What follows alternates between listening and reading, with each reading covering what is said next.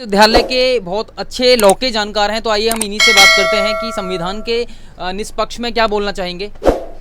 जी sir, बताइए कि आप रेप केसेस आजकल हो रहे हैं, रेप केसेस के बारे में आप क्या कहना चाहेंगे। सबसे पहले तो मैं बताऊंगा कि separation of power is a basic feature of constitution.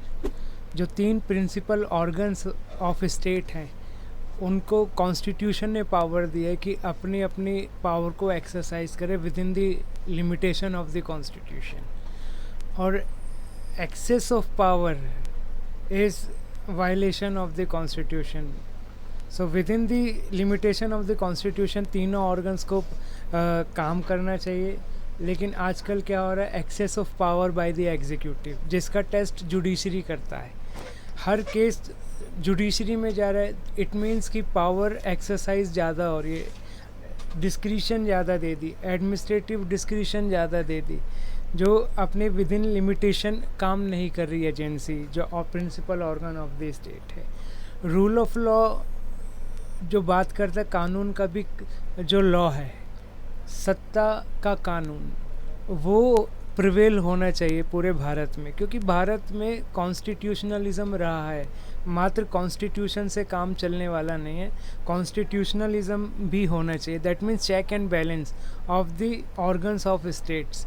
जो ऑर्गन ऑफ स्टेट है किस तरह से काम कर रहा है। स्टेट रेस्पॉन्सिबिलिटी बिल्कुल मुकर्रर होनी चाहिए और बिल्कुल दायित्व स्टेट का हो कि क्राइम ना हो। क्राइम किसी व्यक्तिगत के अगेंस्ट नहीं है, क्राइम अगेंस्ट दी स्टेट होता है हमेशा, और ये स्टेट की ड्यूटी है कि क्राइम को रोके। एफआईआर करना स्टेट की ड्यूटी है। ये फंडामेंटल राइट से भी कनेक्टेड है, आर्टिकल 21 से, आर्टिकल 19 से, आर्टिकल 14 से। और एफआईआर करना और क्राइम को रोकना भी स्टेट की ड्यूटी है। क्यों स्टेट हमेशा फेल हो जाता है अपनी ड्यूटी को निभाने के लिए, कि आम लोगों को बताना पड़ता है कि ये आपकी ड्यूटी है। पिछली बार लॉ डे जो कॉन्स्टिट्यूशनल डे था 26 नवंबर को जो सेलिब्रेट किया, स्पेशली प्रधानमंत्री जी ने फोकस किया कि फंडामेंटल ड्यूटीज़ को फोकस करो और हर व्यक्ति अपने अपनी जिम्मेवारी निभाए कि हमारी ड्यूटीज़ क्या हैं। और आर्टिकल 51 कैपिटल ए का क्लॉज ई बात करता है कि सिटीजन्स को रिनाउंस करनी चाहिए ऐसी प्रैक्टिसेस जो डेरोगेटरी हो और डिग्निटी ऑफ वुमेन को कम करता हो। लेकिन इतना ही प्रमोट हो रहा है, इंसल्ट की जा रही है वीमेन की, जो रेप विक्टिम है उसकी इंसल्ट, उसका चरित्र पर बात की जा रही है। दूसरी बात ये है कि आइडेंटिटी को भी कई बार मैं देखता हूँ कि गूगल पर, यूट्यूब पर कई सारे मीडिया चैनल्स भी आइडेंटिटी को डिस्क्लोज करें। This is also an offence under Indian Penal code.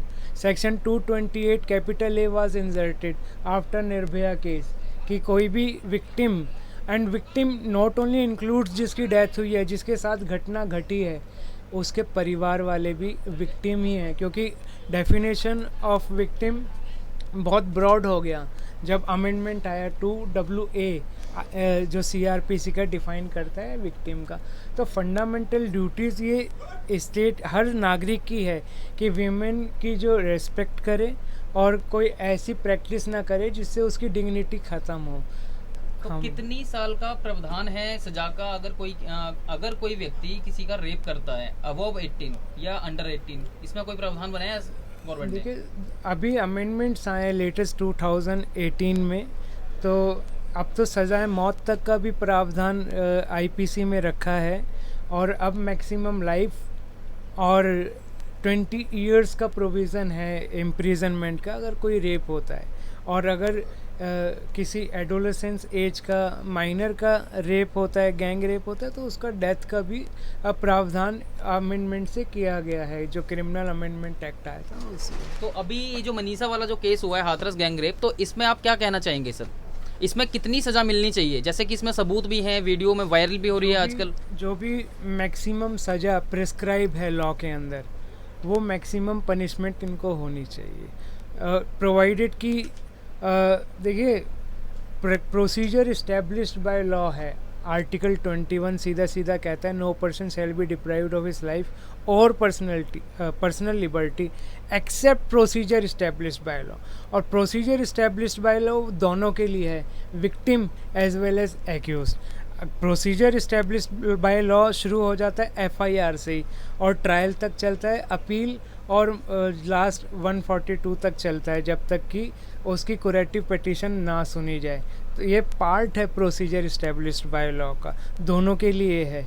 तो अगर प्रूव होता है सारी चीज़ें, क्योंकि अभी तो इन्वेस्टिगेशन चल रहा है, अभी ट्रायल होगा, उसके बाद सज़ा मुकर्रर होगी, जो भी सज़ा होगी अगर प्रूव होता है तो मैक्सिमम पनिशमेंट इनको मिलनी चाहिए according to procedure established by law. तो आज हमने बात की प्रोफेसर विनोद चौहान जी जो प्रोफेसर हैं दिल्ली यूनिवर्सिटी से, और आज उन्होंने बहुत अच्छी जानकारी दी लोगों को, देश की जनता को जागरूक करने के लिए कि हमारे क्या राइट्स हैं, हमें क्या करना चाहिए, और पुलिस प्रशासन से भी बात की है, पुलिस प्रशासन के लिए भी कोई संदेश दिया है कि सभी को अपनी ड्यूटी का कर्तव्य का पालन करना चाहिए। तो मैं इसी के साथ, मैं दीपक शर्मा, कैमरामैन रूप सिंह के साथ, पीकेडी न्यूज़।